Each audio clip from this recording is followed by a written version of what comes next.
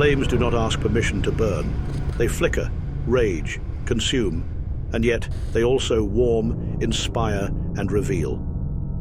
Among the legions of infernal powers, one spirit rides at the heart of this paradox, a duke of fire and fury, wit and illumination. His name is Aim. And if you listen closely, you may feel the warmth of his truth before you see the blaze. Long before the first alchemist mapped the elements or the grimoires inked their sigils, the ancients knew fire was never just a flame. It was motive, mind, and memory. And among the 72 names etched into the Ars Goetia, the 23rd spirit bears fire like a crown and a weapon. Aim, sometimes called Ayim, and elsewhere Haborym, is no infernal footnote. He is a duke of stature and intent, commanding 26 legions, not as slaves, but as extensions of his searing will. His presence in the lesser key of Solomon is matter of fact. A handsome man with 3 heads, a serpent for a mount, a torch in his grip. But as with most spirits worth knowing, the surface is where the lie begins. Though some medieval texts confuse Aim with Raum, the distinction is clear to those with eyes to see. Where Raum is cold theft and raven-black disruption, Aim is heat, rapid, intelligent combustion. His inclusion in the Pseudomonarchia Daemonum reads near identical to the Lemegeton, but elsewhere, under the name Haborym, he slips between identities, picking up aspects of volcanic myth and celestial fire. One 19th century scholar imagined him laughing from the rooftops of burning cities, a spirit born from volcanoes and reshaped by Christian fear. Yet this is no mere demon of destruction. Aim is governed by the planet Venus, which whispers of charm, seduction, and artistry. This is fire in its refined form. Alchemy, not anarchy. He is not here to ruin. He is here to refine. To encounter Aim is to gaze upon a being fractured across layers of meaning and myth. He appears, as the old texts declare, as a man, a very handsome man no less. But this singular beauty is immediately upended by the splitting of his form into 3 distinct heads. First, the serpent. Not the fanged monster of Edenic paranoia, but a sleek, coiled cipher of old intelligence and dangerous change. Second, the man, bearing twin stars upon his brow, not as ornamentation, but as navigational tools, the kind of light only visible after burning away the mundane. And third, the calf, not innocent, but rooted in the wild earth, stubborn and fertile, a beast that knows when to run and when to gore. This trinity is no accident. Aim is not what you want him to be. He is what you need, but may not yet understand. He rides a viper, not just as transportation, but as herald. The viper is the occult in motion, graceful, venomous and cold until provoked. Together they glide, a whisper of smoke and coils over the ruins of palaces, temples, and the unguarded mind. In his hand burns the firebrand, a torch not of guidance, but ignition. Aim does not lead, he catalyzes. He has been said to burn down cities, fortresses, even great places, but these flames are never random. They are surgical, spiritual. A library-catching fire can destroy ignorance just as swiftly as it consumes books. Aim's torch is wielded with intent. Even when he does not burn, Aim feels like fire. The colors that radiate from his aura, red, orange, gold, black, purple, green, are not passive, but layered. Red for the will, gold for insight, green for growth through trial. His scent is one of scorched herbs, not incense, reminding you that something has already been sacrificed. The air warms when he arrives, not comfortingly, but as if the temperature is asking whether you're ready to sweat for your answers. His demeanor is not cruel, but demanding. Aim does not reward the idle. He is a spirit that tempers, which is to say, he burns away the weak alloy of illusion to find the steel of purpose underneath. Aim's fire is not the kind you run from. It's the kind that chases you inward. His domain is not ruin for ruin's sake, but a cleansing that scorches through illusion and stirs the bedrock of the self. He does not demand blood or blind obedience, but something far harder to surrender: your falsehoods. In the hands of Aim, flame becomes a scalpel. What survives his heat was meant to endure.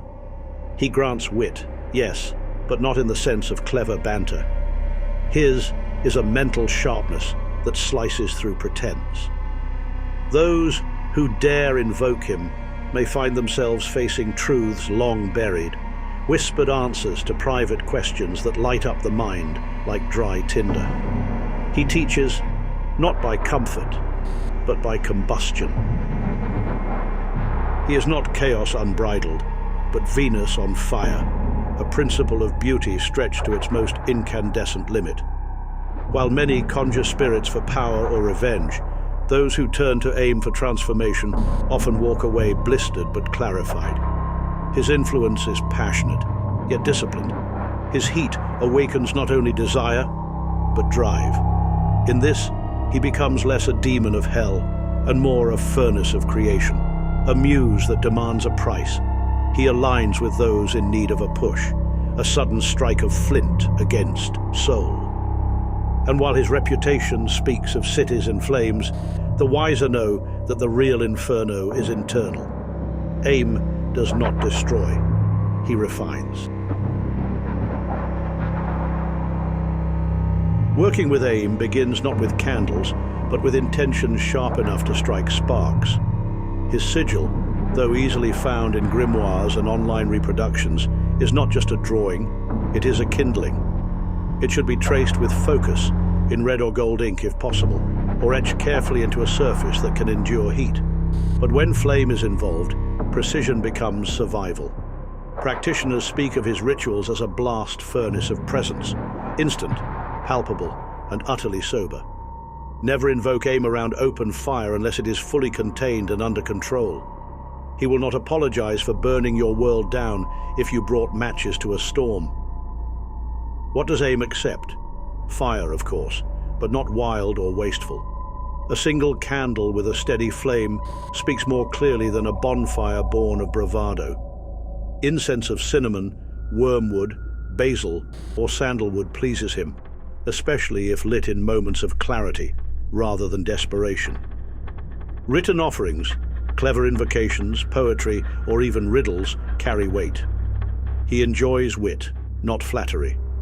Some say the flame itself should only be lit either before his arrival or after his departure, never during. This is not superstition, it is strategy. Approach him as you would approach a loaded weapon, with both confidence and reverence. Those who do find the encounter not destructive, but catalytic. Stagnation doesn't survive his presence. People come to Aim not for theatrics, but for ignition. The inner flame, the drive to create, to destroy inertia, to unearth private truths, is his preferred altar. Those in creative droughts, emotional paralysis, or spiritual doubt may find him appearing in dreams or persistent thoughts long before a ritual is ever cast. He is not shy with those he chooses, and for those who do not stumble upon him but seek him with discipline, he responds with clarity wrapped in intensity. If introduced by another spirit, Aim's demeanor can become strangely familial. He does not suffer fools, but he honors loyalty. If you feel the room heat up when you whisper his name, it may not be imagination. It might be the knock before the flame. To know Aim is to court volatility with intention. Not chaos, but a deliberate blaze. His fire does not rage for spectacle. It selects, isolates, burns with purpose. This is a spirit who teaches by removal, removing lies, masks, indecision, distraction. For some, that feels like devastation. For others, it's liberation. Aim is the spirit that appears not when you are ready, but when you've lingered too long in the lukewarm. He is not a demon of madness. He is the one who asks what you're willing to burn in order to see clearly. Those who rise from his rituals do not leave unchanged. They carry embers in their chest and eyes that no longer blink in the dark. What Aim offers isn't for everyone. There are gentler guides in the Goetia, spirits who whisper soft secrets or teach through dreams. Aim is not one of them. He's a crucible. His domain is awakening through friction, wisdom through intensity. He is wit, sharpened on the whetstone of destruction, and beauty born from the heat of discipline. To those who approach him with clear purpose, he reveals not just hidden knowledge, but the architecture of change. In a world increasingly afraid of fire, both literal and spiritual, Aim reminds us that some truths can only be found in the burn. In every flame, there is a whisper. In every spark, a story. What would you set alight to become who you truly are?